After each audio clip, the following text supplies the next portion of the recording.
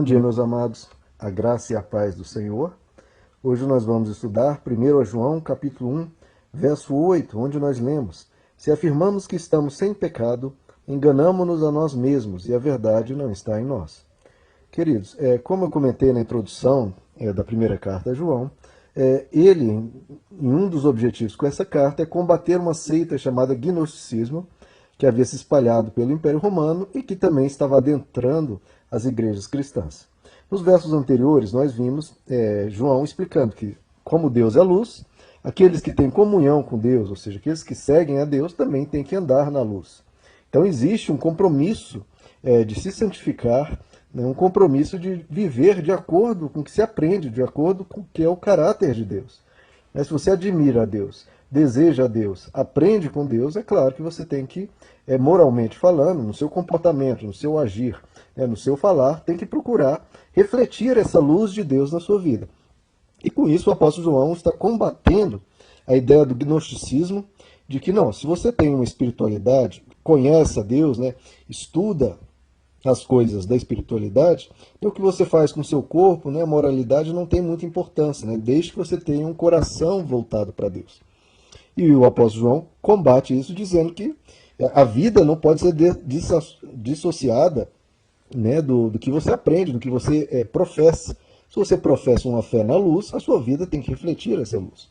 E hoje nós vemos isso, queridos, essa ideia, nas pessoas dizendo: não basta eu crer em Deus, basta eu confiar em Deus, basta eu acreditar em Deus, e o mais é tudo bem, não preciso ir na igreja, enfim, a pessoa vive aquela moralidade relapsa, ela não tem compromisso com Deus, a sua vida diária não reflete essa luz. Se ela diz que crê na luz, mas não reflete essa luz, porque ela não está se edificando, não está se alimentando na palavra de Deus, não está sendo ensinada numa igreja, então ela diz que crê em Deus, mas a sua vida não tem nada a ver com a luz que é Deus. E agora a gente vê um outro combate aqui que João faz ao gnosticismo, dizendo que se alguém afirma que está sem pecado, a pessoa se engana e a verdade não está nela. O que o apóstolo João quer mostrar aqui, queridos? Que no gnosticismo havia essa ideia de que Jesus ele era um espírito, ele não se fez carne, ele era apenas um espírito aqui disfarçado de carne, e ele não sofreu na cruz, ele foi apenas uma encenação, porque ele era espiritual, ele era Deus, então ele era um espírito, ele não tinha como se fazer carne. Isso é a ideia do gnosticismo, uma ideia errada. Então, para eles, a morte na cruz não havia muita importância. Foi um exemplo de dedicação, mas nada mais que isso. E o que o apóstolo João diz aqui: olha, se alguém acha que não tem pecado, que não precisa de um Salvador, que não precisa que Jesus morra para te limpar dos seus pecados, você está muito enganado. Então, queridos, todo ser humano, essa é a essência do Evangelho, que todo ser humano está debaixo do pecado.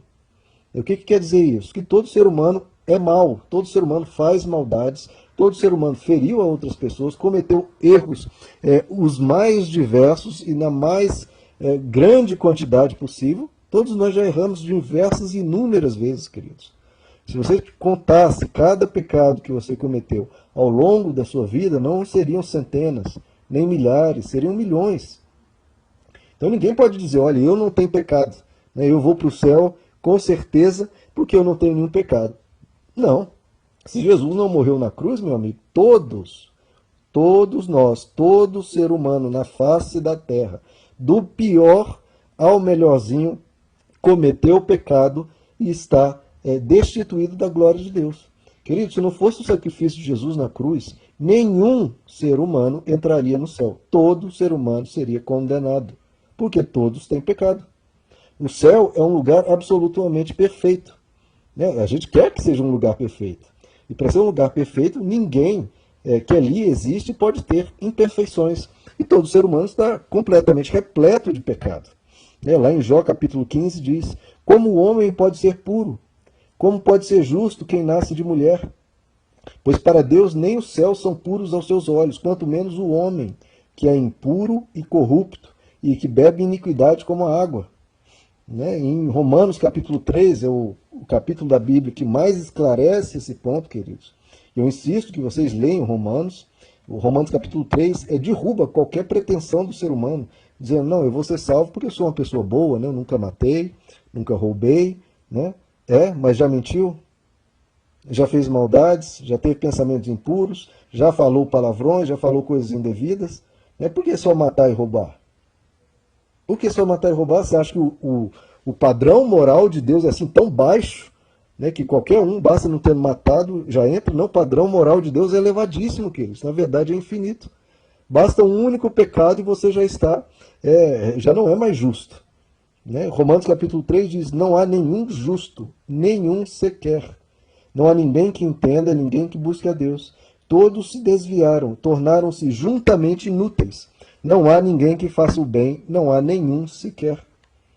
É assim que Deus vê, queridos, porque o nível de santidade de Deus, de perfeição, de ser maravilhoso que Ele né, qualquer maldade já é um absurdo sem limites.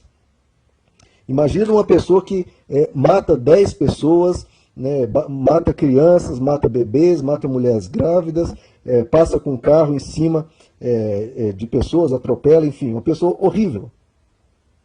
Deus, quando ele vê o menor pecado, ele tem a mesma abominação que nós ao vermos essa pessoa matando dezenas de outros. Por quê? Porque a santidade dele, o nível moral dele é extremamente elevado, queridos.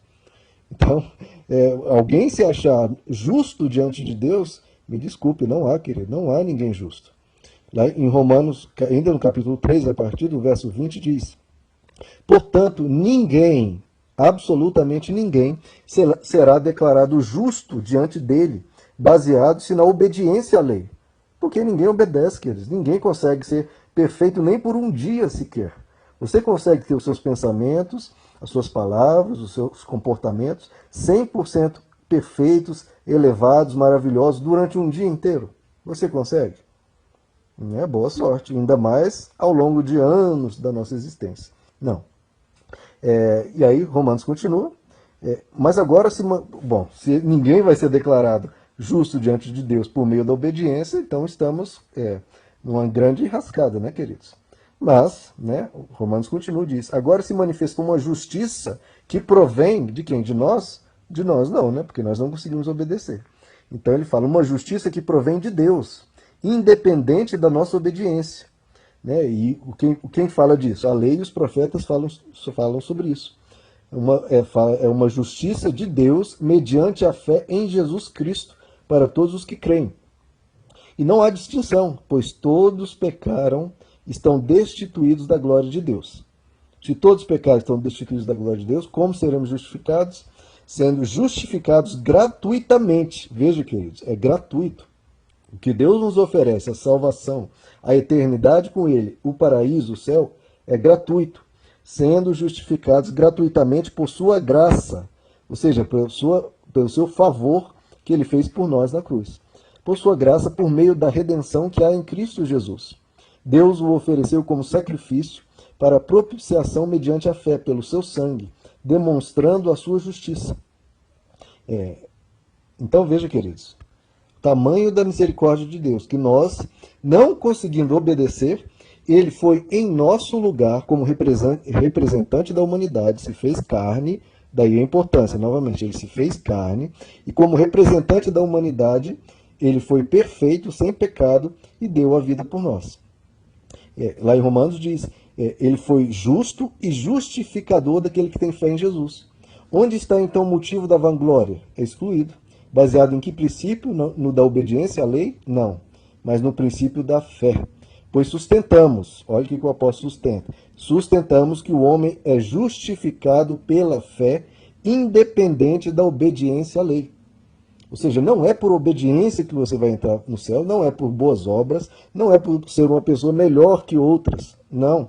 Você entrará no céu graças à misericórdia de Deus, graças à fé em Cristo, que lhe dá essa justiça que ele teve é atribuída a você.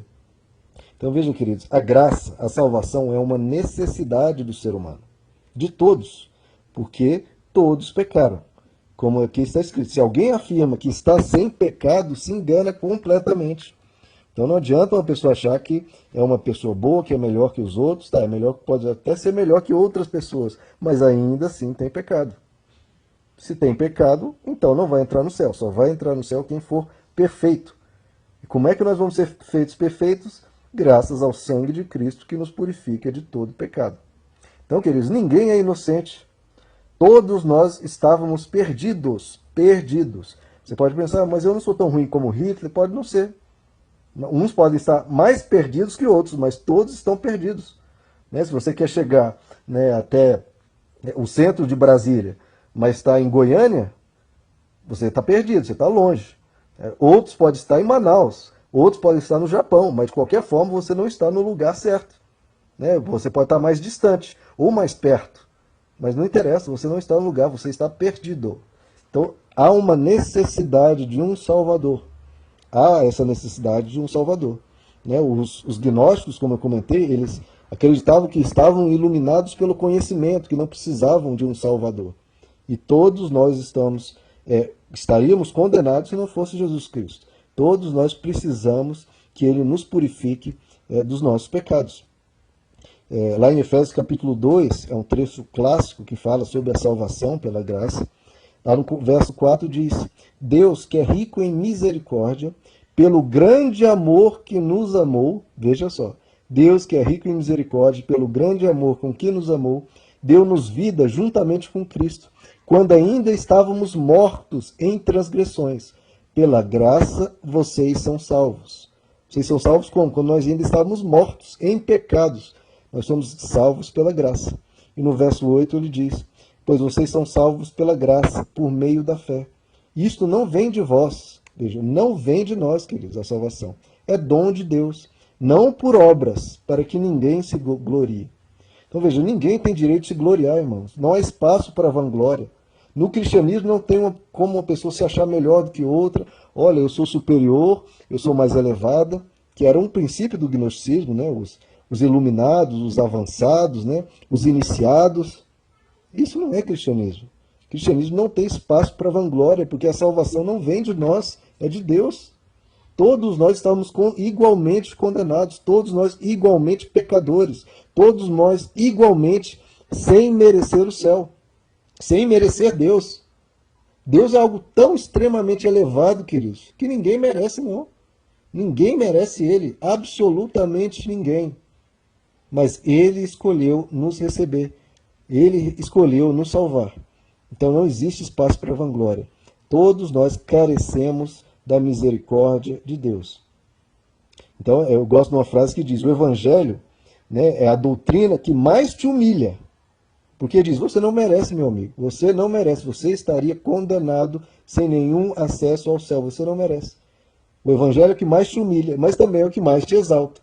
Porque diz que você que não merecia nada, que você não é justo, você é um pecador, mas Deus te ama de tal maneira, Ele te ama tanto, pelo muito amor com que te amou, Ele te aceita, te quer, te recebe e diz: vem para junto de mim, meu filho.